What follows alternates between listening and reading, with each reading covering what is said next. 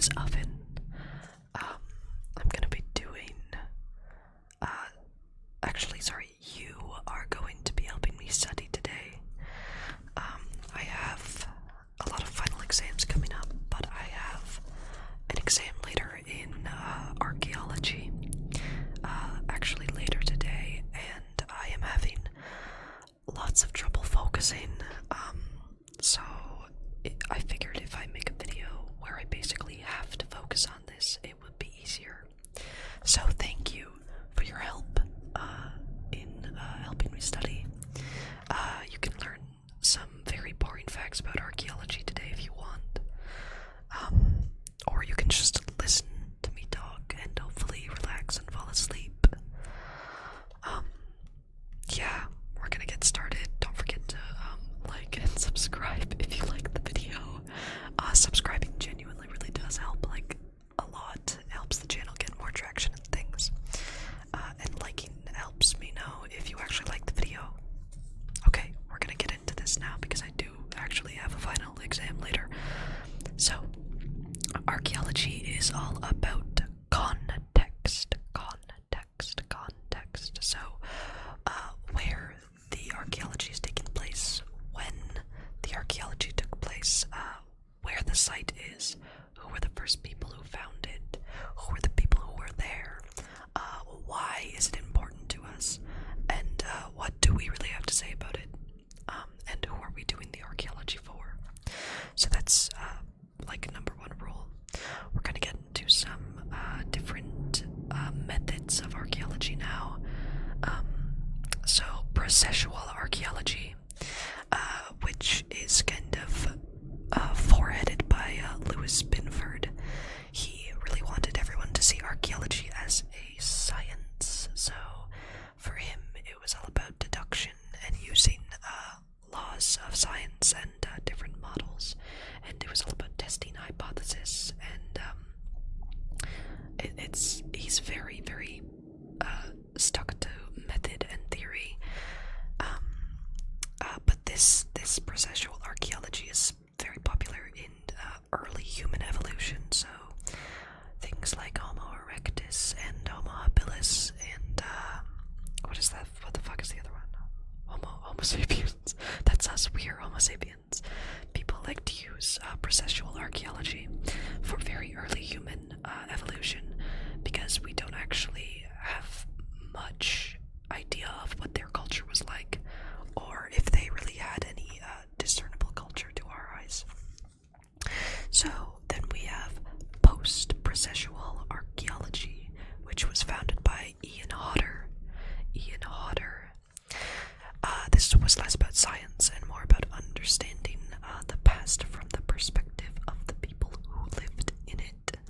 So less about science and more about interpretations based on contextual data rather than testing hypotheses. So this is more about the actual human beings who lived, the ones who were living and how they lived and why they did such things, and if we can understand how they did it through their perspective, if that is even possible. Now we're going to talk about, this is going to be like a wide array of different archaeological subjects, because that's what the test is on. So, also I have my notes. I don't know if you can hear them. So sorry if you don't like paper sounds. Also, there is a bit of background noise because I live directly beside the elevators, but don't worry about that. Anyway, we're gonna talk about hominin dispersals into Eurasia.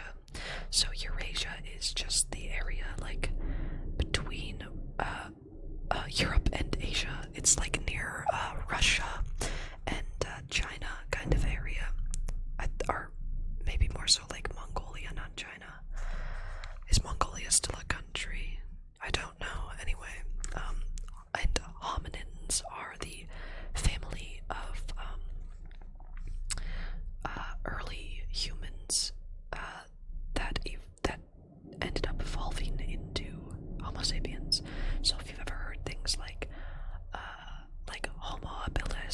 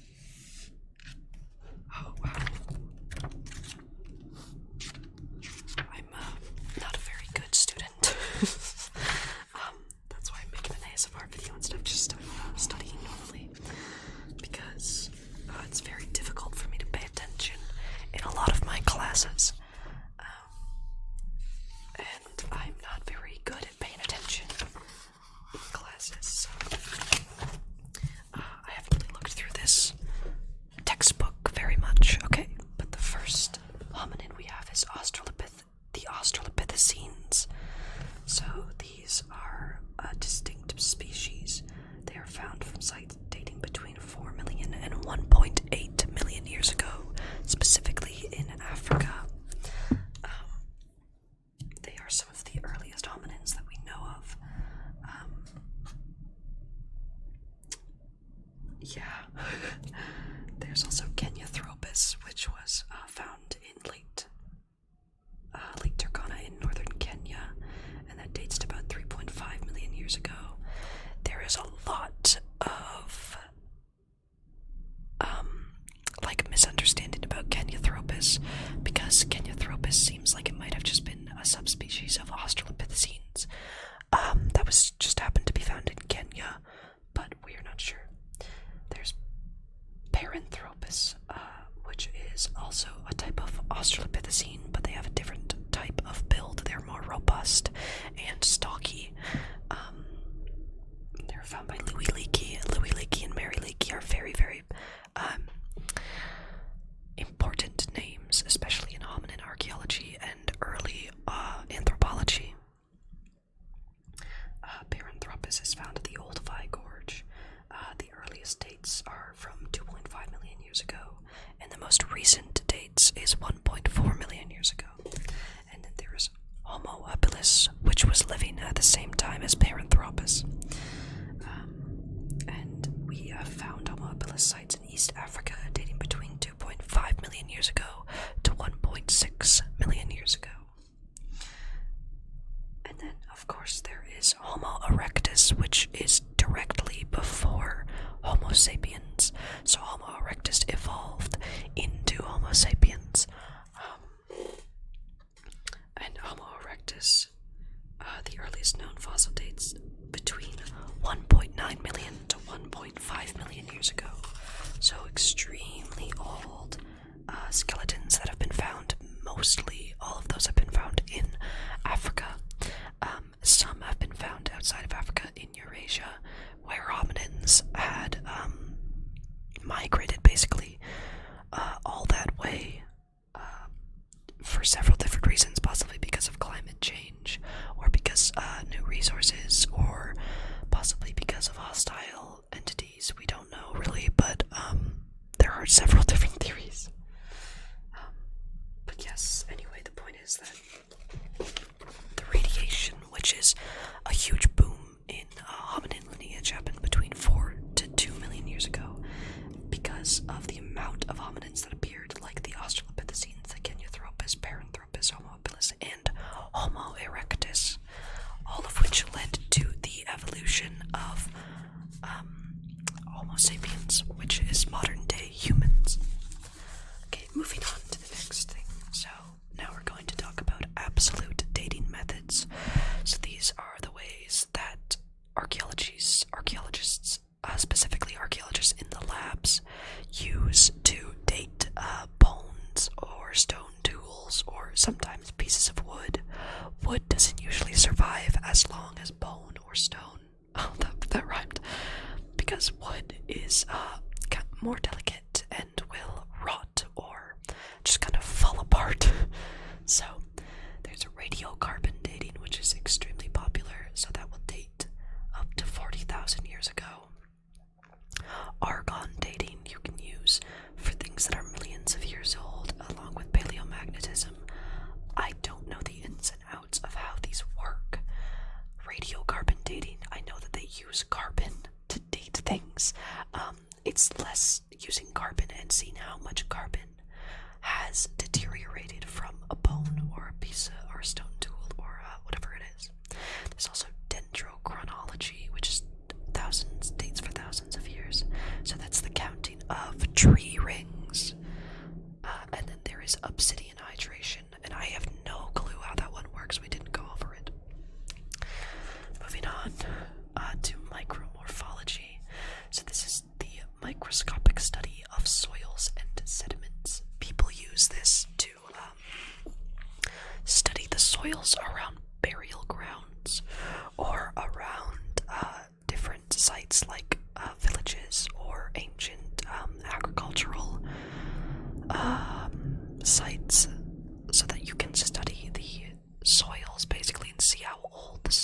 is that people were using hundreds of thousands of years ago. I don't understand the ins and outs of that one either, but I know that they study microscopic things in the dirt, basically. We're gonna go on to stone tools now. So, stone tools are like a necessary thing that a lot of early hominins and early humans used, and they vary quite a lot in the archaeological world. They seem very simple to the outside eye, but a lot of archaeologists have come up with different things for stone tools. So flaking is a type of way of making a stone tool. So a flake is a piece of rock that is struck from the core. So we assume that hominins had one core stone, which they would hit with another stone, and then the flakes that came off from that core they would use to probably chop up animals or cut wood. It depends on what they were trying to make. So now we're going to talk about archaeological stewardship. So archaeology has a lot of roots in colonialism and racism, because a lot of the people who originally began to study archaeology were old, white, racist men.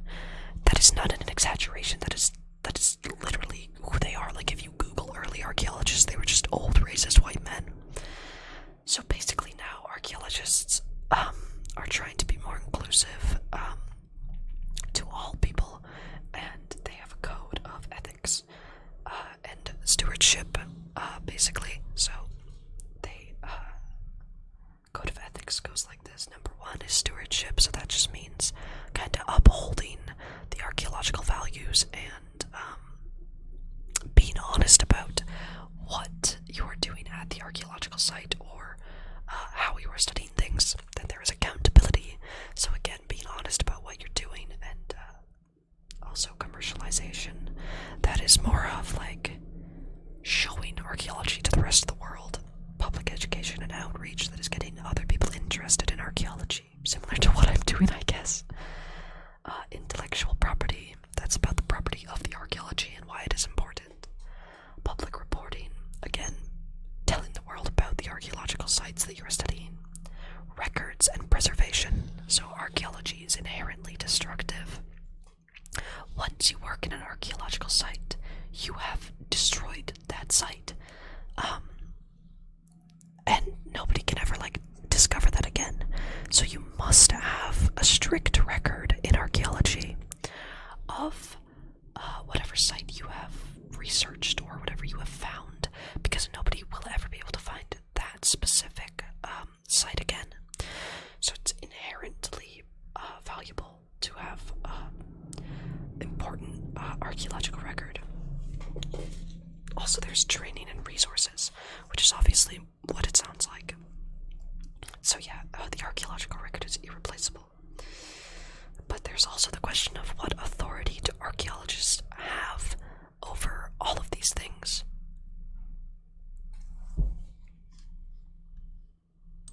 Sorry, I had to stop the recording because I got confused about the recording software I'm using. Anyway, what's the authority that archaeologists have over all of these things? Because a lot of archaeologists happen to be white people who are going into other countries such as Africa or even North America, where they are almost taking advantage of the archaeological evidence that is clear in a lot of these countries, or Iran or India, and basically telling these people what their ancestors were. So a lot of archaeology now involves talking to those people who have lived in those ecological regions for several thousands of years, and basically asking them what oral history do they have, what written history do they have, any idea about the ancient people who or ancient hominins who once lived in these regions. So archaeology has a lot of morality and ethics involved that it did not have before. So yeah, we're gonna move on to a a very important archaeological site when it comes to early hominins. So this is the Nahuan Basin in northern China. I'm not pronouncing that right, and I'm so sorry. So in northern China, there's solid evidence of human occupation 1.6 million years ago. This is almost unheard of because we didn't assume that hominins or humans left Africa. We didn't think that they left Africa as early as 1.6 million years ago. So stone tools have been found from the early Pleistocene. The Pleistocene is just a fancy word for the Ice Age. So stone tools have been found here in the early Pleistocene, and paleomagnetism, which is one of those dating methods that we talked about, was used to date the stone tool flakes that were found here. And they were dated to 1.6 million years ago, so we know for a fact that humans were there. We don't know how they got there or why they were there, but we know that they were. So, okay, Oldowan. Oldowan is a type of stone tool. There's a lot of different names for different stone tools, but it's a stone tool, industry style in quotes, used during the lower Paleolithic period. Paleolithic is just a type of, it was a time, I don't know the specific dates, during prehistory, when this specific stone tool was made. So Louis and Mary Leakey, if you remember them, had done decades of research in the Olduvai Gorge in the East African Rift Valley. The East African Rift Valley is a huge valley in East Africa where several hundreds of archaeological sites have taken place, archaeological digs have taken place, and they have found several ancient hominins in this area. Because the Rift Valley goes down so far, it gives us a lot of soil and different layers to access.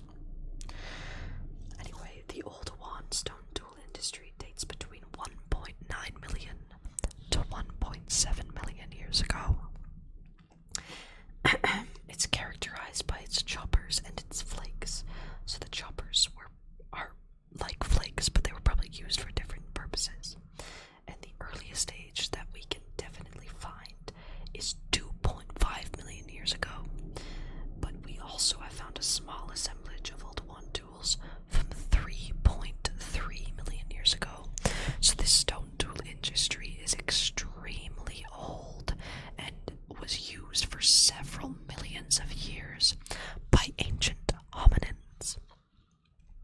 So it was used by Paranthropus, Homo habilis, and Homo erectus, which are some of the hominins that we talked about earlier. Choppers are specifically characteristic of Oldowan tools, and they were probably used for chopping animal bones.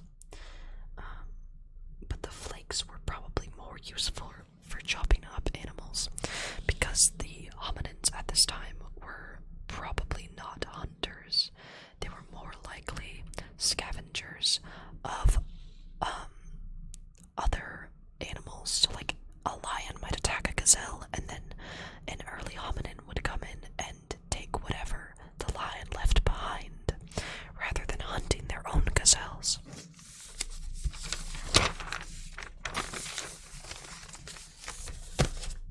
So we're going to talk about another stone tool type. I don't know how to pronounce this one. It's Aeculian. I don't know how to say it. My professor says it very well, but I don't know how to. So this is again a lower Paleolithic stone tool industry in Africa, dated from 1.7 million to 200,000 years ago. This one is much more recent, and it is characterized by bifacial tools. Bifacial just means axes, specifically hand axes, and cleavers. So a hand axe is like an axe without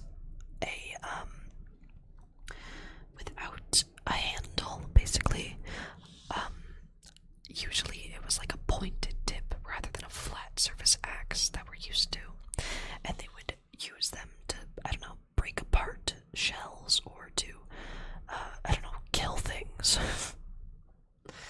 But the early earliest site that we have is Kokisale in Kenya from 1.76 million years ago.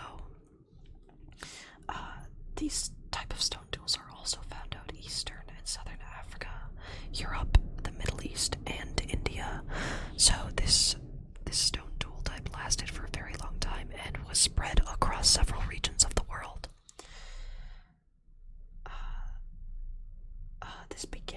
This stone tool began at the first appearance of Homo erectus and the extinction of Homo habilis. So Homo habilis died out, and then Homo erectus began to use this type of stone tool. So maybe their brains had changed in some way and evolved to be able to create a type of hand axe that was more useful for their purposes. So yes, the hand axes are more pointed, and the cleavers would have been flat-faced. So now we're going to talk about early composite technologies. A composite technology or composite tool. These were used in the Middle Paleolithic by Neanderthals in Europe. So a composite tool is a tool that is made, it's one tool made out of many parts. So like a spear is used, so you have the handle of the spear, and then you have the string that ties the spear to the stone that is pointed, and then also the adhesive that would be needed to keep that together. So the sites we have are in the Middle East, in Kavaze and Skul from 120,000 years ago to 80,000 years ago. In the Middle East, and then there is the Aurignacian. This is an Upper Paleolithic industry in Europe from 40,000 to 28,000 before present. So this happened in all of Europe and the northern Levant. And these were bladelets and blades that were used. And we found some earlier context in Africa and northern France where these bladelets were used, and there was also bone tools that were sometimes used for making beads.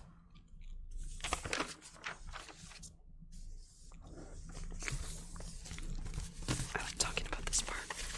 So this is about human dispersals into the Americas. So this is well after Homo habilis and Homo erectus have died out, and it is Homo sapiens who traveled from Asia to North America during the periods of low sea levels. They traveled, or we theorize that they traveled across a land bridge called Beringia that connected Asia and North America while the sea levels were low. We call this the ice-free corridor. That was a potential migration route for populations expanding out of Beringia, the land bridge. And this was because the coastal lowlands were accessible to humans 18,000 to 15,000 years ago. But we also theorize that humans were in North America upwards of 30,000 years ago. So, the first models that we have are the Clovis first.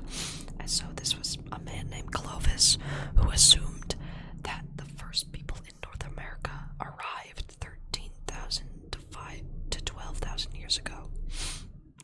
And then there is the pre-Clovis model, which is people arrived more than 13,500 years ago. And then there is the early arrival model, which assumes that people arrived more than 30,000 years ago. So the Clovis model is heavily disputed and problematic because the assumption that Clovis made was that the tool types equaled the people who made them.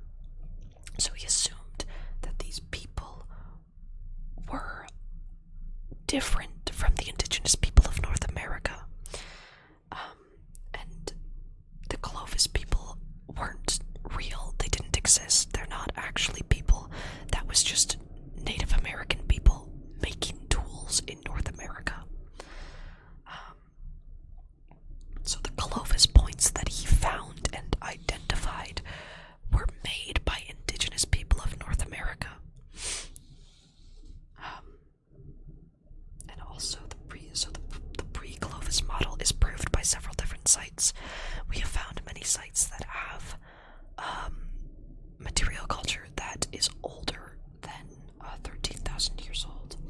Like in Meadowcraft Rock Shelter, Pennsylvania, there is a site that is 23,000 years old. That's the oldest one that we have, I believe. But then there is also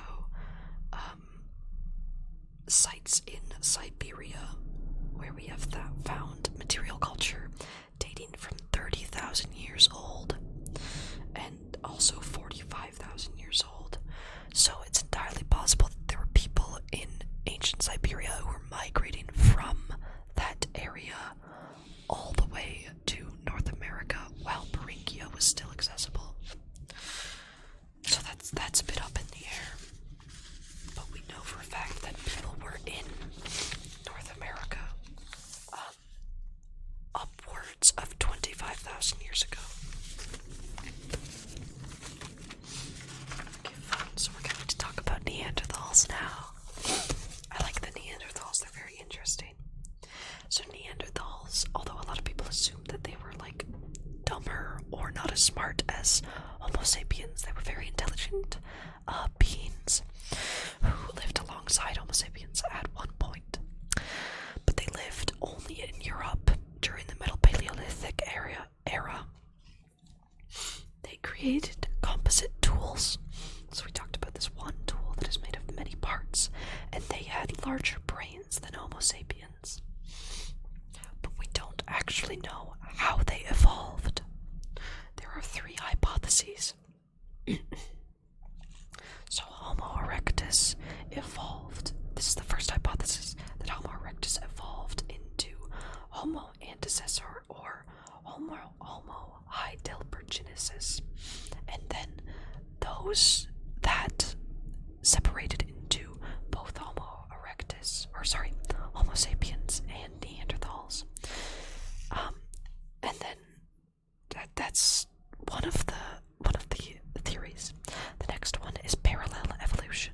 So Homo erectus split off into 2 groups, and those 2 groups evolved into Homo sapiens and Neanderthals, and they evolved alongside each other. And then there is the third one that I believe is gene flow, which I don't fully understand gene flow or how it works. But again, it's the assumption that Homo erectus evolved into 2 groups, which evolved into Neanderthals and then Homo sapiens. But we don't know. So, Neanderthals lived from 175 million years ago. Or no, not million, sorry. Let me check this. So, Neanderthals lived from 175,000 years ago to 30,000 years ago. Mainly they lived in caves in Europe. So they had stone tools, they had prepared core flakes. They did a lot of retouching, so the tools they used, they resharpened over time and continued to use rather than just making new stone tools. They didn't use a lot of hand axes, and they had quite a few variations in stone tool forms.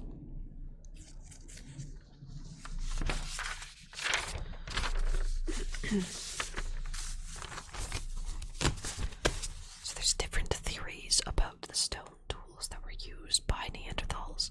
So Louis Binford, who we talked about earlier, he was a big science guy.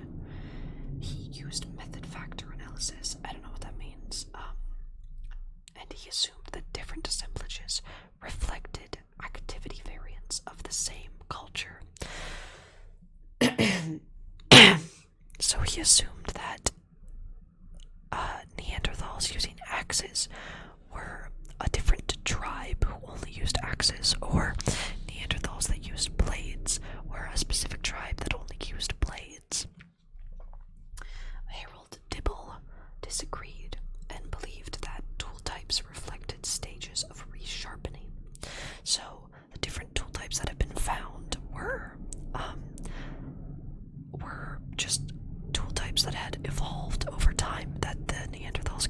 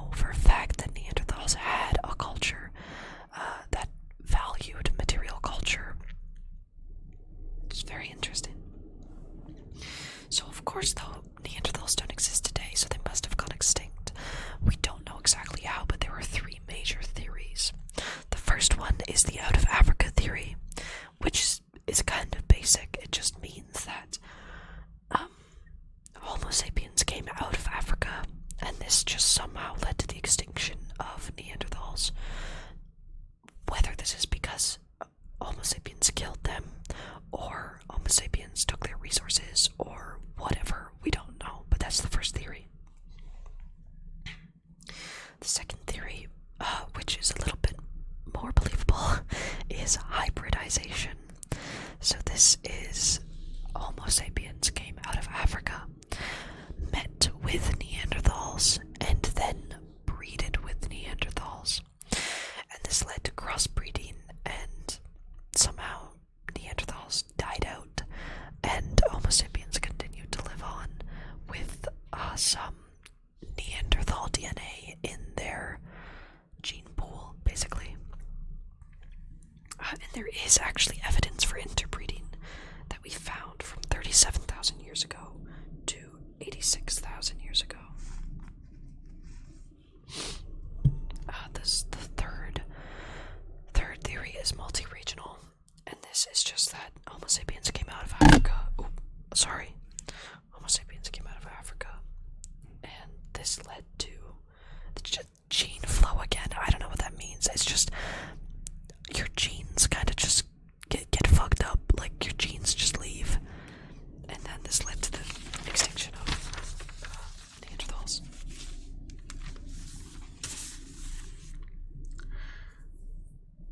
Okay, we're gonna talk about some different. Let's see. Okay, let's talk about agriculture. So, we're going to talk about this in relation to domestication, technology, and community. And agriculture does not equal progress. So, agriculture as a process, rather. So, we're going to talk about origins of agriculture in the Middle East. So, we have early evidence of agriculture in the Kabaran geometric from 25,000 years ago to 15,000 years ago.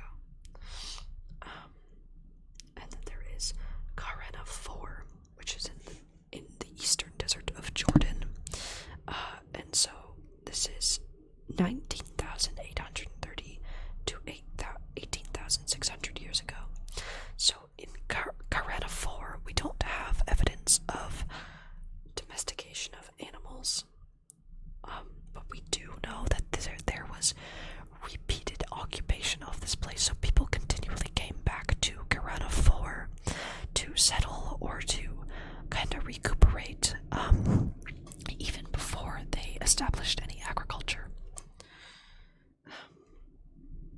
And we have found a 20,000-year-old structure here, which we assume people used over and over again over the thousands of years. And then there are the Natufian. This is the late Epipaleolithic.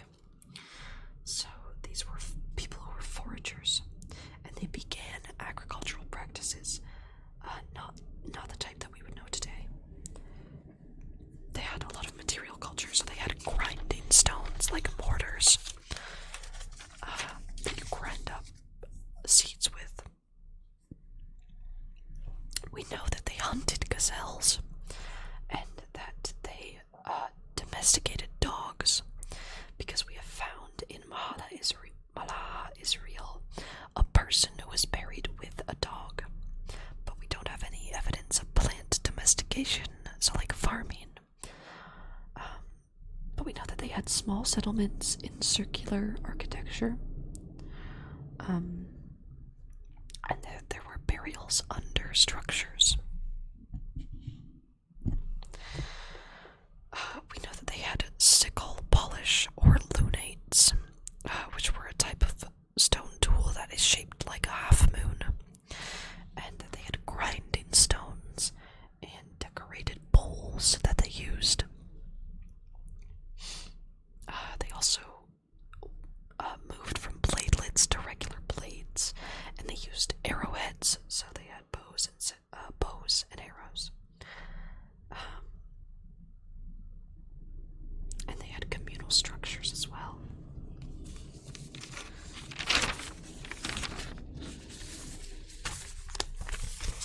We've also found cattle, Hoyok, which is 9,000 to 8,000 years old, and it's a dense settlement with richly decorated rooms, bulls' heads and horns on display. And we know that they had domesticated goats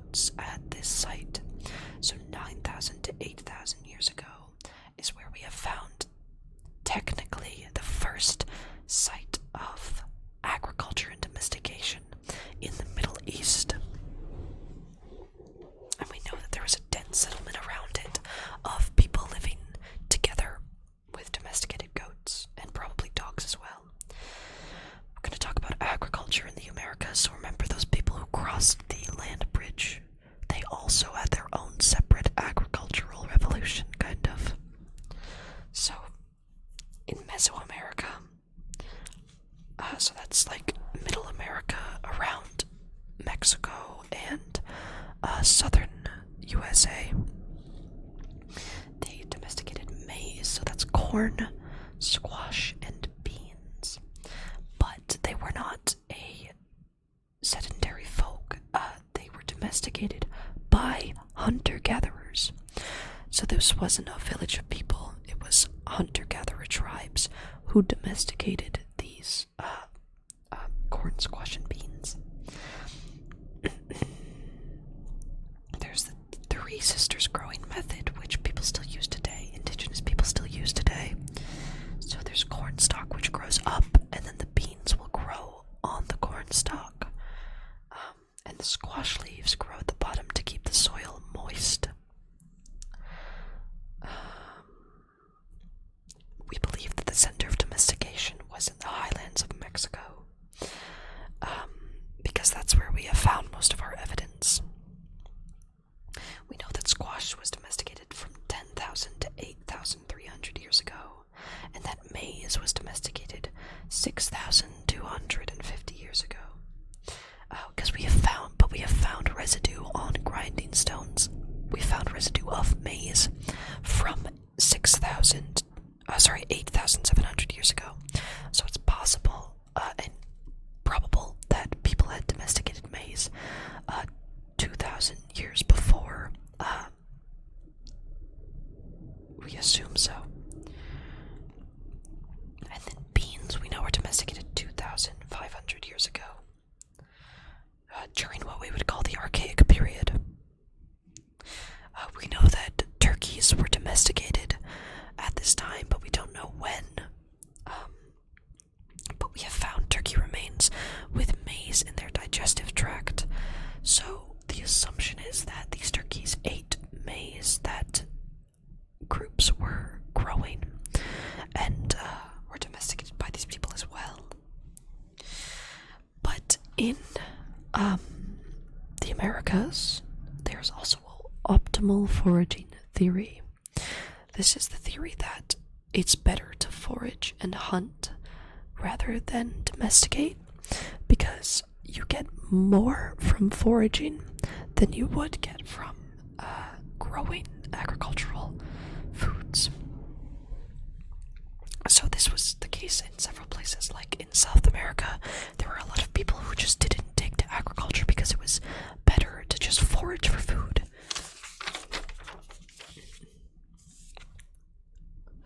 There's also indigenous earthworks in Eastern and North America.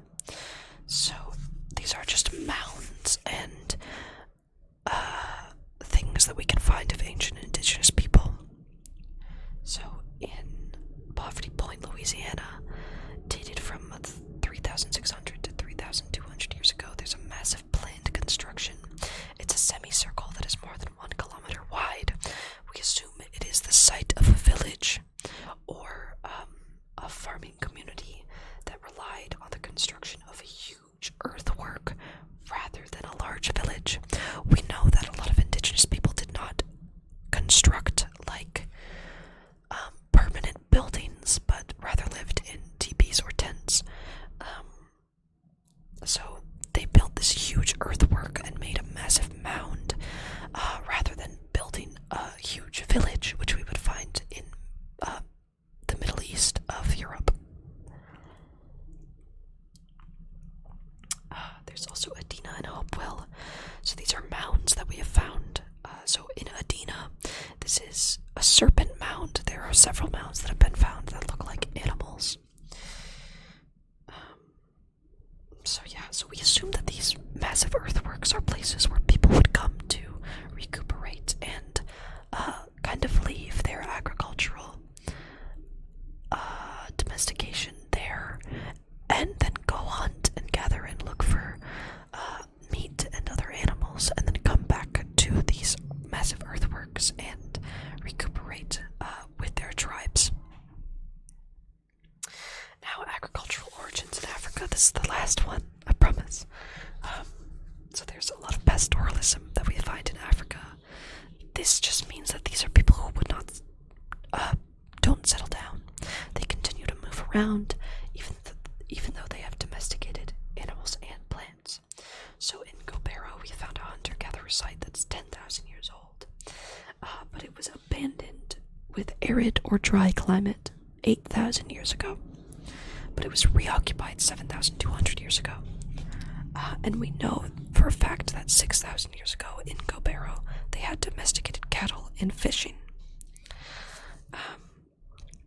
And also in Turkana, Kenya, we find architecture and elaborate burials. So we know that people were in this place and they were probably domesticating animals and plants.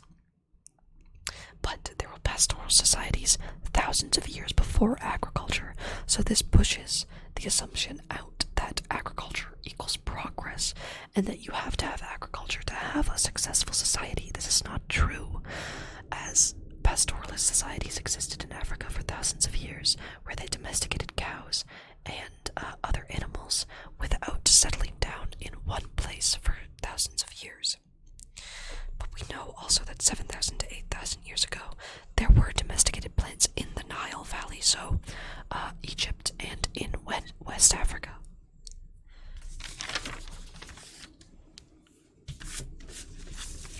Okay, looks like that's the end of my notes. There's still a lot more that I have to cover today, but that's the notes that I have right now. Thank you for listening. I'm sorry if this was, very loud, and I'm sorry for background noise, and if I felt rushed. I'll try to make an actual chill ASMR video later, but I do have a lot of studying to do, so this is the video that I made. I hope that you are relaxed and happy, and maybe you're even asleep. Thank you so much for listening. I really appreciate it. If you're awake, don't forget to like and subscribe. I'm gonna be trying to make more ASMR videos in the future that are more relaxed and calm, rather than this one, which was a bit rushed and more aggressive. Thank you again for listening. I will see you another time for more interesting facts about history.